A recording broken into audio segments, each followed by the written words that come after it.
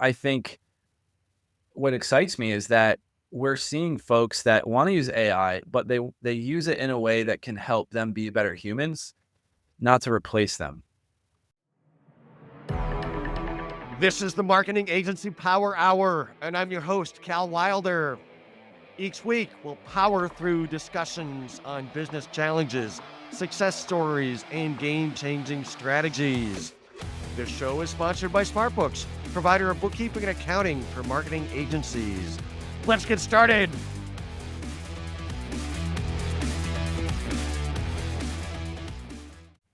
I'm excited to learn from today's guest and have him share his story with listeners. He's a thought leader, he's an author, a founder, and entrepreneur. He's a sales strategist who redefines how companies connect with buyers. He's also the founder of the Philadelphia Heritage Semi-Professional Soccer Club, the developer of the H2H method and frameworks, and the author of the book Trust Call.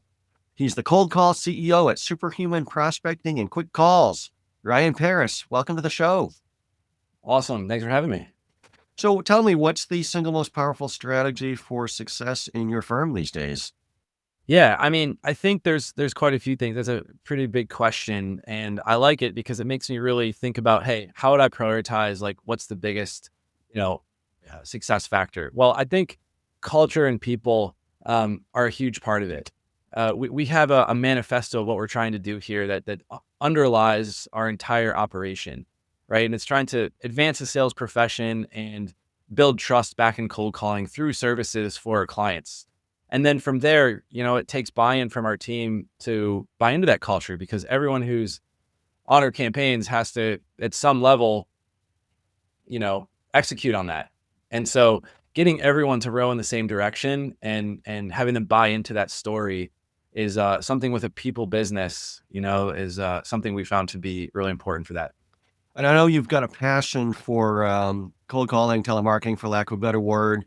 And some of us probably have this image of, boiler room kind of culture, but that's not at all what you've built. But talk to me a little bit about you go about kind of building a culture and attracting people who really thrive in doing that kind of work.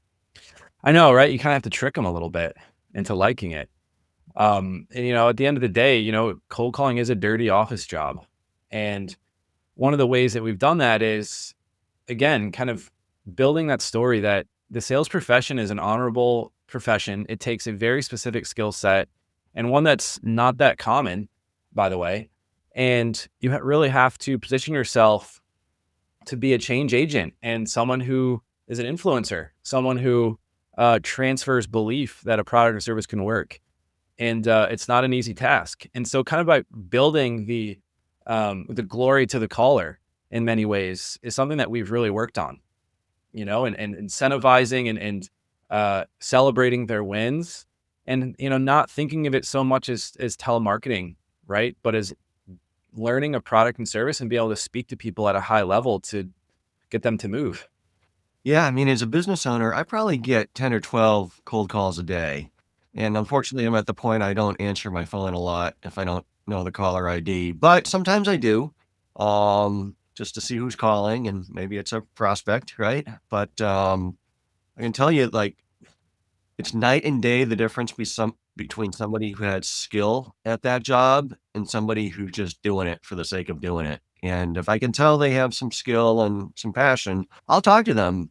I won't just hang up on them. I'll listen to them, give them a couple minutes, and we'll have a nice discussion. And it usually doesn't go anywhere. But I definitely respect the people who bring skill and passion to it. And unfortunately, I do admit I do hang up on those who do not have skill.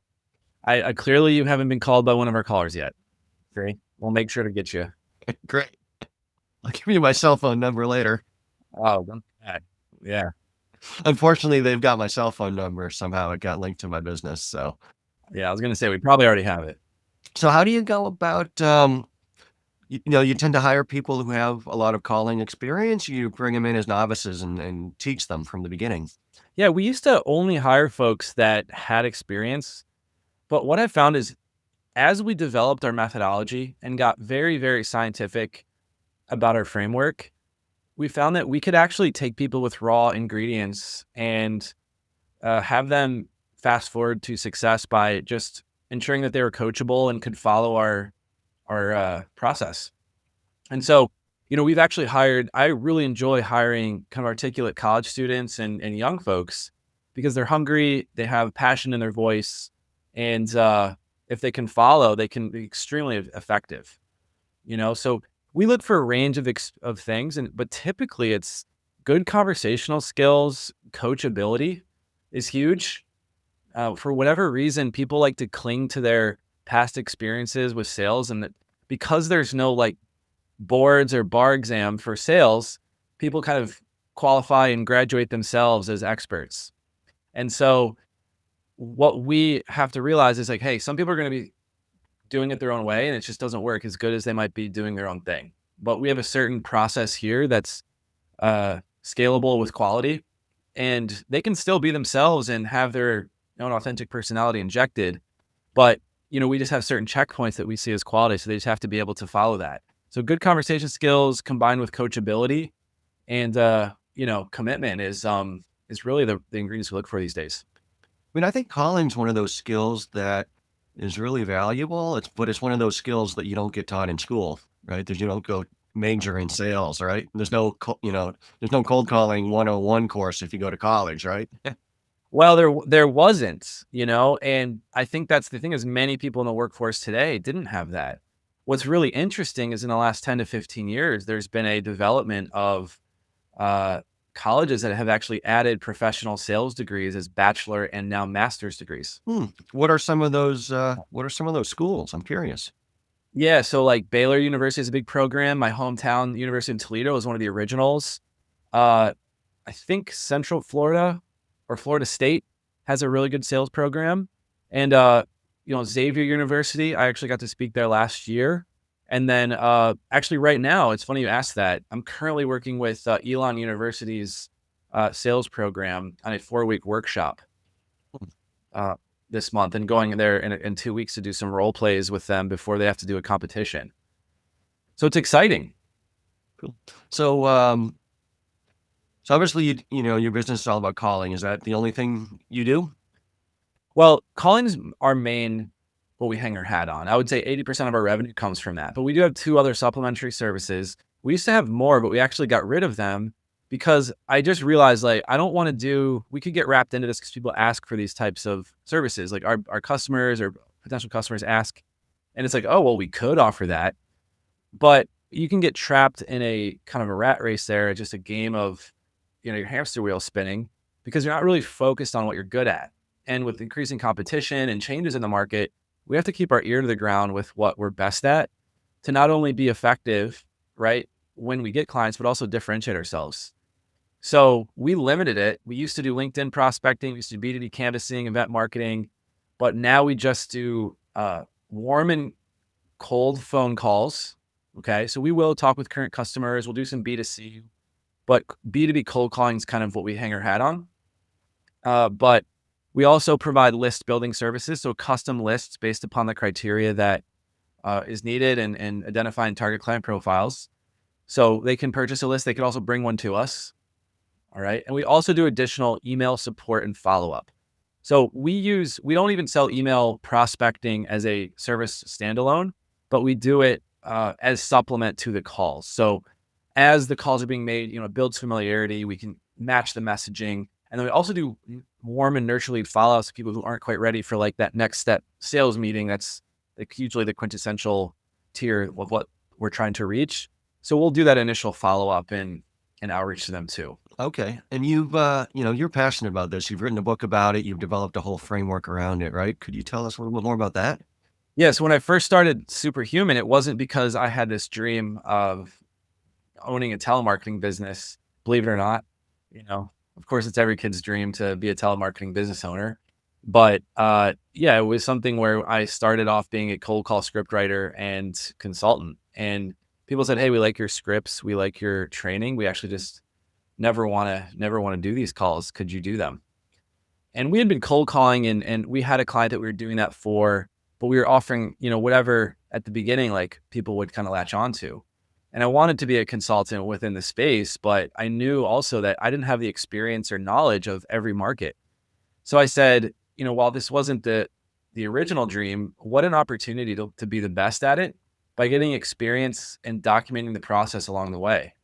So over the first 5 years, from like 2007, 2016-ish to 2021 or something like that, we were able to collect all sorts of data on many markets, many product origins. So targets from to targets to, right? So manufacturing, healthcare, SaaS, marketing companies, you name it, we were calling into. And so that allowed us to analyze and say, hey, what's working, what's not? How do we make things work? Which is the beginning of our methodology. So we were able to identify the way that humans connect from 0 to 1 through cold calling. And that's the beginnings of, hey, like, I think we have something here that no one's really ever documented. Not to say that we were first to do that, because there's been other telemarketing and cold call companies. But like, we were one of the first ones to document a fully comprehensive philosophy, strategy, values, frameworks on how to go about cold calling effectively in the 21st century. And so that's where that began. And it's got to the point now where we have a course on it on our website, the hthmethod.com. I have all the main 5 frameworks, basically the 5 main conversational structures that we've seen that work right now. And then we have our trained sales strategists write scripts based upon our product services that we're working with and based upon the market we're reaching out to, right? That would change what structure we choose. So that's kind of how we've got to where we are with all that. To what extent is AI impacting your business? So it's interesting, positively, believe it or not. We've actually seen since April, whatever reason, April is a big thing. Since April last year, we've seen an increase almost consistently every month in the number of appointments set from decision maker connections or conversations we've had. So not dial. So I'll give you to kind of break it down, right? You call someone, they don't answer, right? That's just a no answer. We call somebody and it's a decision maker, we get them on the phone. So it used to be that 1 out of every 8 of those turned into a meeting. And last month, it's 1 in every 4. So all like 4.5, somewhere in there. So almost double the amount of people have set meetings with us since April. So what we've seen is an increase in, I think, our team's abilities. I want to give them credit, but also people just wanting more human connection. People are craving that because not only do they have digital fatigue, it's overload. We have all these tools and AI. I was just talking to someone the other day. It's like, yeah, like AI is great, but it's probably being utilized, 1, 2, up to 5% maybe of its capacity, And so that's kind of where we've seen an increase in that conversion. Cool. You think because people are just kind of working from home a lot, they don't mind talking to people on the phone as much? Or what do you really attribute that? Yeah. So I want to say this with context, like we have seen a slight dip in connection rate, specifically to like mobile numbers, like iPhone, because the iOS 26 changes where there's more call screening now. Have you seen that? I'm an Android guy, so no. Good. Stay that way. We can get a hold of easier. But, there was correlation. There was a slight dip in overall call to connection rates. But once we got someone on the phone, we've seen almost double is my point of people turning into a meeting. But what we've also noticed is that while some of that may be impacted, sometimes it's positive because you basically just have a subject line in your cold call now. It's like, hey, what's this caller? Who are you and what are you calling about? Or where are you from? And you can say it and it shows up on their screen, right? So what we've noticed is people think that the only type of phones that are being cold called are mobile numbers and specifically iPhones. But that's not true. In fact, out of we started tracking in August, all of our calls that were made and leads generated, 80% of all of our leads generated at Superhuman. We set about 500 a month to our clients. It ranges, but about average. 80% were from company and direct numbers, not mobile. 80%. No one has that data because no one's tracking that. So that's why we see cold calling alive and well. We have great conversations. We have great strategy to talk to gatekeepers. We know how to get the right person on the phone or reveal if they are the right person. Direct numbers, company numbers, people answer their work numbers more than their cell phone. Yeah, it's funny you mentioned that because when somebody calls my work number, I answer it. Somehow the cold callers all have my cell number, so I don't answer my mobile very much, but I answer my work number if people call. Quote it. Put that on our website. Quote it. How much have you seen the success rates or conversion rates vary, or connection rates, however you measure it? How much does it vary from industry to industry? Greatly. Yeah. We have averages. People are like, oh, what are your connect? Like, what can we expect from this campaign? If you're gonna call for us, what can we expect in terms of results? And the first thing I say is, I completely understand where you're coming from, and this is an investment for you. But the one word I never use here is expectation. And I say, the longer I've been in this, the less and less of a fortune teller I've become, and more of a historian I am. And that's because I can see better and better what's worked and use that as our first step forward. But many times there's slight variables, even within similar industries, that catastrophically or exponentially change results in positive or negative ways. Huh. What are some of the industries where calling's more effective and some where it's less effective? Yeah. So it can change throughout time, right? So for instance, like during COVID, there are macroeconomics and business conditions that make a difference. Okay.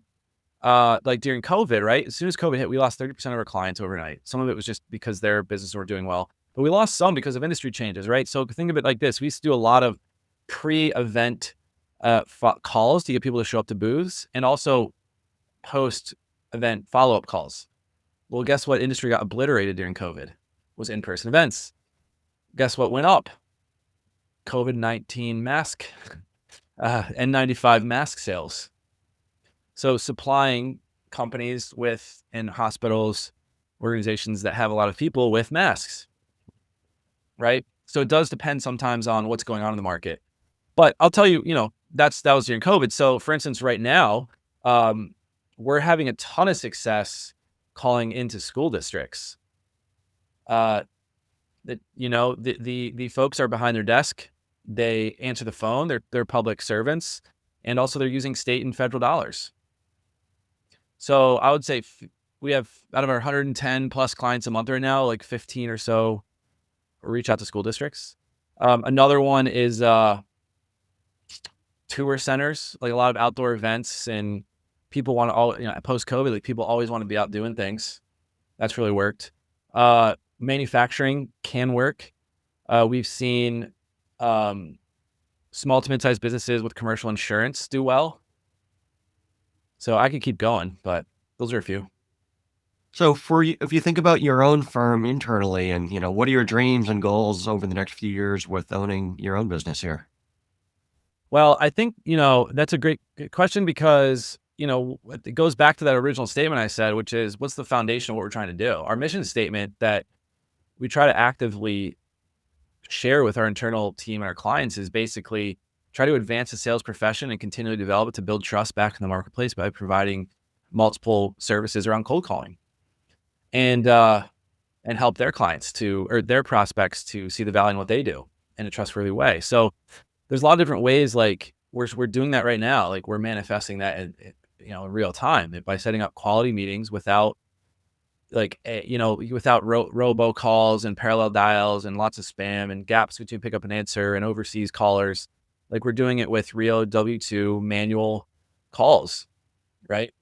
But the other thing I think is, goes back to that. I would love to help advance the next generation and get into colleges and universities and have them help us call, having, smart and intelligent, articulate people learning through our methodology, through classes and courses, and help them to be prepared for the next level by partnering with those schools. I have a revision of the book coming up with some new frameworks that we've developed, and continuing to get into different markets that are having a struggle right now doing it internally. Cool. Yeah. So what's a challenge that you recently had to overcome or something that you're grappling with at the moment? Well, I would say the iOS 26 was kind of there was a little bit of a worry moment there last summer because they announced it in like April, right, or the spring, and then those things are going to be implemented in August, where they're basically going everybody's going to have a phone screening, which would hurt, theoretically hurt calls. And What does that mean? The caller has to identify themselves before the recipient answers, or so if it doesn't recognize the number, you can change a setting on there, and I think some of them are default. So I don't know if it's default or not, but when you call an iPhone, instead of like it just calling and the person has to answer, basically what it says is like to the caller, and I think it's using AI. It says, "Hey, would you like, if you want to talk to this person, please state your name and what you're calling about." And then it transcribes it on their screen for you with your number. So it says, "This is Ryan cold calling you." And you can decide if you want to answer it or not based upon that message. So it gives people the opportunity, it's a cold caller, it's not a customer, I don't want to answer. So that gave me a little bit trepidation last summer. I won't deny that. Right. But like I said, the phenomenon that happened is we've seen so much overstimulation with digital that people are working from home and seeing so much, having digital fatigue, to actually appreciate good salespeople talking to them and can actually trust that a little bit more because they don't know what to trust now with everything being AI. that's true. Yes. You know? So that's one thing. Yeah. Uh, So, I'm gonna ask you how you go about managing your books and your finances, since that's my day job. I'm always curious how other business owners go about doing it. I know you're at a certain scale, you're not doing it yourself anymore, right? But how do you manage it and stay on top of it? So we have a human system, so we have a couple bookkeepers like that have other aspects, other full-time job at our company, but we've been able to like kind of roll up some of their tasks into helping with bookkeeping. And then, our CPA will review everything and put together a P&L statement monthly. But I am still the one in charge of primarily, I have one other person that helps me, but I primarily do the billing. So I'm in charge of that, which does take up some time. But yeah, I would say that we have some all hands on deck with that right now. Yeah. Not sure what we're spending on it. Not sure if I want to look. Um, I'm curious how you price your services. That's always an interesting discussion for agencies. They're trying to figure out how to price effectively these days. Yeah, I'm happy to share a deck. We actually put it on YouTube. We put our I do a 15 minute to 30-minute video demo on basically the entire pitch of what I would present to them if I was to meet with them. I don't care anymore. I want everyone to know, but they just need to hear the story of how we get to our pricing. So we actually have very unique pricing. We actually pride ourselves in being the lowest entry level cold call rates in the entire US market, using a USA based sales team and a manual sales dialer. Okay. Or auto. Like we actually have a style of dial they can choose now. But we don't use predictive, robo, or agent assisted dials. So I can explain that later if you don't know what that is. But essentially, we charge by a call activity. Okay. So you can buy a bucket of calls. As you increase volume, you get more economies of scale. You can do calls list. You can do calls list email support, that inside sales, for a bundle package discount, where we actually discount list and email services 40 to 65%. So if you can bundle all together, we give you, really good bang for your buck. But we could start as low as $11.97 for our premium services. So that includes an account strategist, script writing, team training. We have our own proprietary software dashboard that people can jump on and utilize, right? And then we do appointment confirmation calls and resets for free. So that starts at $11.97. Per call? No, that's so the package is $11.97. So it's like 350 or 750 calls, right? So 350 manual, 700 auto dial. So depending on the market. And that's how we kind of build a package based upon your exact situation. And then if you want to make it simple and lump it together, we do the bundle packages, right? Just has everything together for a discount.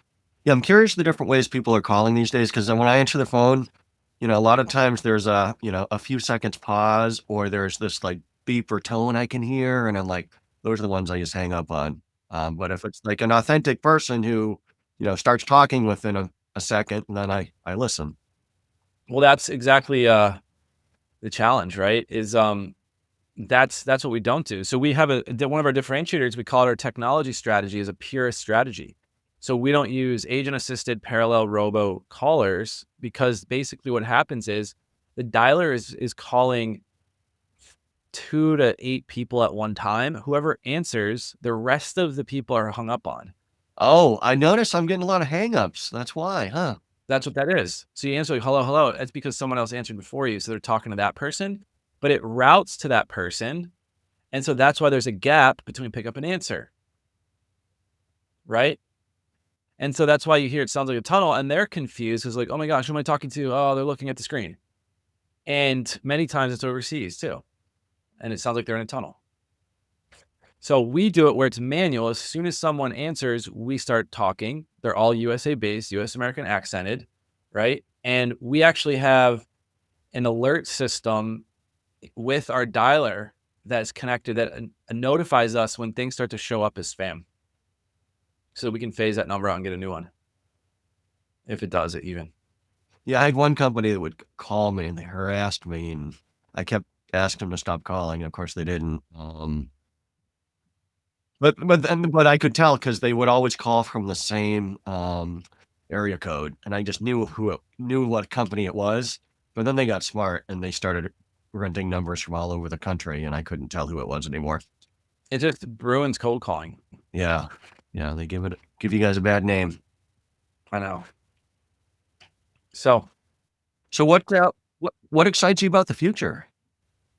I think that the future is bright for humans with skills that are building trust with other people. I know that sounds a broad statement, but like trust is always such an issue at the core of business. And that's why I say it in a way that doesn't have to do with just calling. It could be it with any business, like looking for competency that they can rely on. And that's from a buyer and seller perspective, you know? And so I think what excites me is that we're seeing folks that want to use AI, but they use it in a way that can help them be better humans, not to replace them. And I think that's, yeah, there's maybe some roles that are coming more automated, but at the same time, that is a charge from the universe for that person to develop their skills more and realize like they have to build upon what they're doing in order to get to the level that's necessary to be a contributor, right? And so I think what we're doing is continually refining ourselves and working on our ability to be good at calling and doing the right things there. And so it's rebuilding that trust back in the marketplace. And people are actually transacting business through these calls where people say that cold calling is dead. So it excites me that like people are actually excited to hear from cold callers more than I think I've seen ever in doing this. Right. So that's what's cool is that, and I say it because it's my perspective being in a cold call, human to human type of role, but it just gives me hope and confidence that, there's tons of opportunity to rebuild that back and maybe have products and services sold a little bit more through that channel than we've ever seen, at least in 40 years. When I was younger, I gotta admit I didn't have as much respect for the sales profession as I do now. But having been around some great salespeople, it's a tremendous skill. And I just wish there were more people with more skill doing that profession.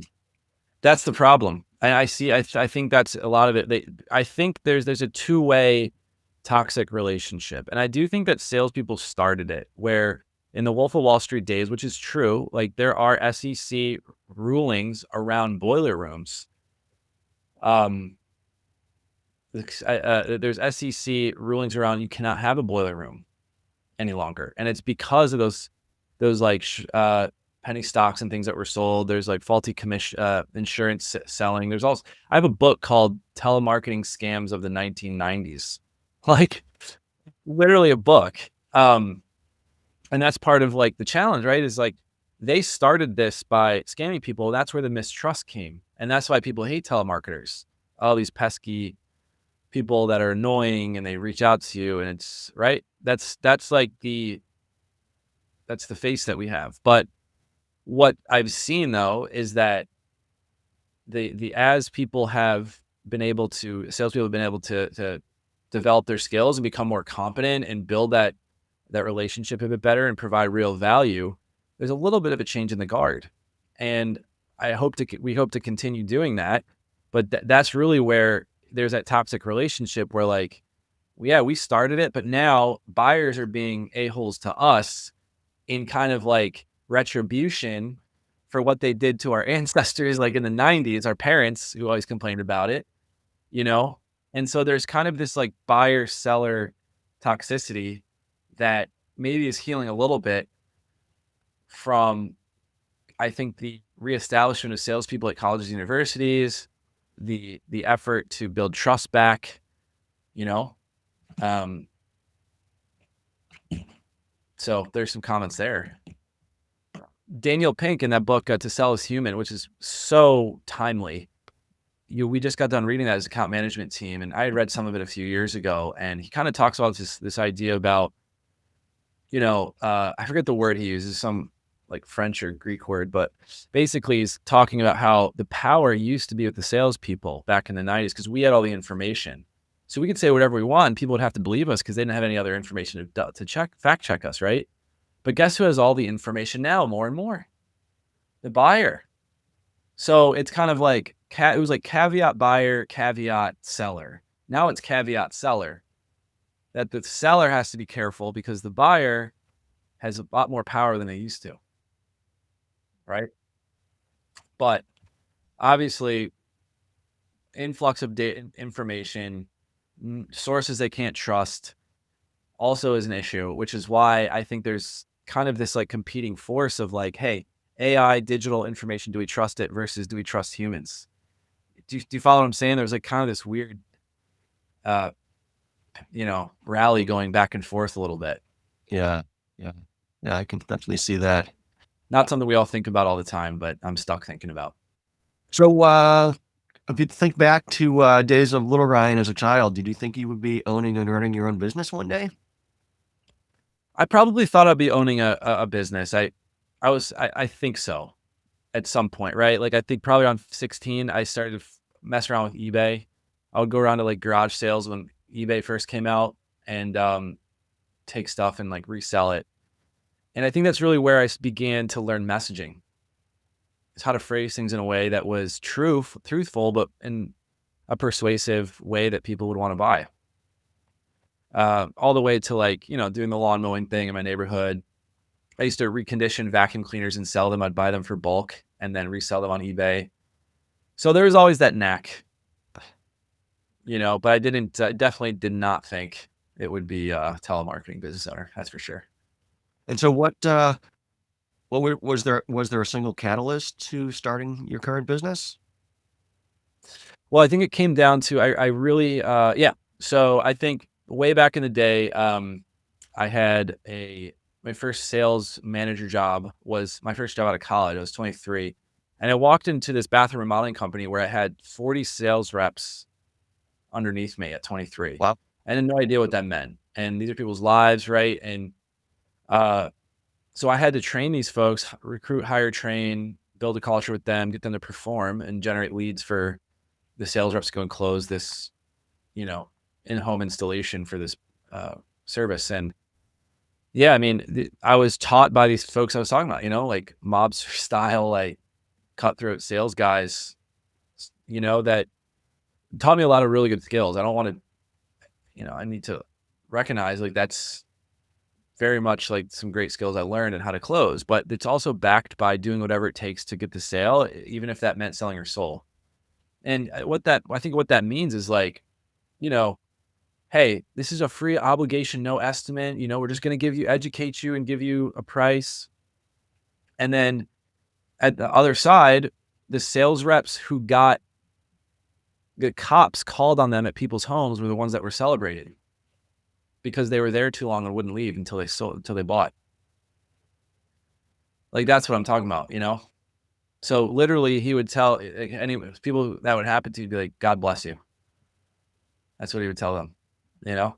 So I think like that's the way I was raised. I'm like, man, like I can't. This doesn't sit well with me. And that was something where I kind of took a few years off. Like I got in a couple other roles, but then I traveled around a little bit and worked remote and was doing some other things with soccer. And it made me think, I had an existential crisis. Like maybe sales isn't for me, even though I had a knack for it. I was decent at it.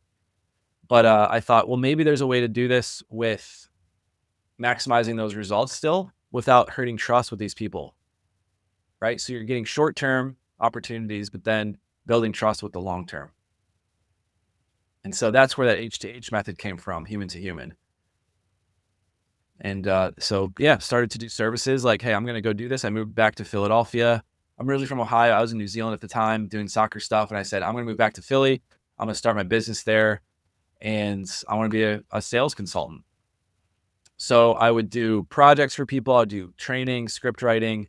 And then I would also do this like event marketing in person. We'd do cold calling. And then, like I said, people would say, hey, we love these scripts, we like this training, but we actually never want to do these calls. And it was a time in the market where digital was still a conversation. People were getting digital fatigue, but it was the beginning, right? It was like when people started having websites and were on the computer a lot more than we used to. And so the beginnings of this, like, hey, does cold calling still work? Were being questioned. And there wasn't many companies like mine at the time, right? So kind of began that journey, and more people needed calling. And next thing we know, we had 3, 7, and then had a new office, and we've been at about 40 people or so. That's a lot of salespeople to manage. Yeah. Yeah, it is. But we got a really good team, and it's taken us a while, but we have a really good leadership team, and they're bought in to the mission, and they just do such a great job of getting the most out of folks, and catching people catching people when they're doing something right, because we like to catch people when they're doing something wrong. That's natural. But if you catch them when they're doing something right, you build a lot of credit back in to give yourself that ability to withdraw when you need to. So no, soccer's been a big part of your life, right? You played soccer in college, or?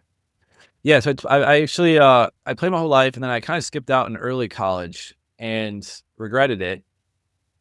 And then I ended up getting back into it and played in grad school at Palm Beach Atlantic down in Florida for a year, and then got just well enough to be offered a spot on this team in New Zealand. It was like a semi-pro level team. I was like, well, why not? I'm in my 20s still.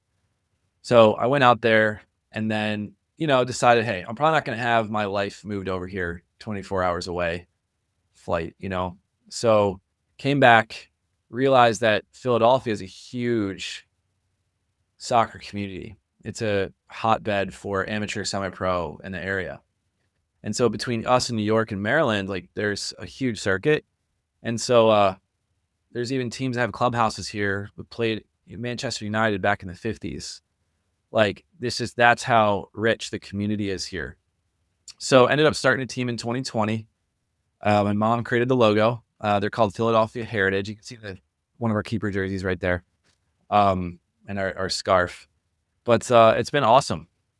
Yeah, it's a great outlet for me, stress reliever. I get to run around with like younger guys. They let me do it. But I manage the team. I head coach right now. I'll practice with them, and we made a run with the U.S. Open Cup qualifiers a couple years ago, which is cool. Got through a couple games. So trying to rebuilding. We won the division the one year. So yeah, we're guys are excited, and we have a great community here. I hope to continue that. And the end dream is to build a small lower league stadium. So I don't know if you've heard of like Welcome to Wrexham. with Ryan Reynolds and Rob McElhenney from R20. Yeah, I don't think I've ever watched it, but I am aware of it. Yes. Okay. So that's what they did. Now in Wales and England, it's much bigger. So they had a real stadium that's been around for a long time. It's kind of considered professional, but it's like fifth division in the English system. And I think they have 7 or 8, right? And these guys came in and like obviously invested a bunch of money in there, and they've gone into the ranks. And now they're in the championship, which is the second division. Didn't they advance 2 divisions in 2 consecutive years or something like that? Which is unheard of, right? So, it's crazy, right? So here it's not quite like that. Like US soccer's broken and it's getting better. I want to give credit. Like it's gotten a lot better than it used to, but it's kind of all melding from the bottom to from the top. It didn't grow grassroots naturally like it did overseas. But so we're kind of in that like fourth, fifth division here. It's not quite as good as that level, but it's guys out of college usually, or, maybe retired from pro or something like that.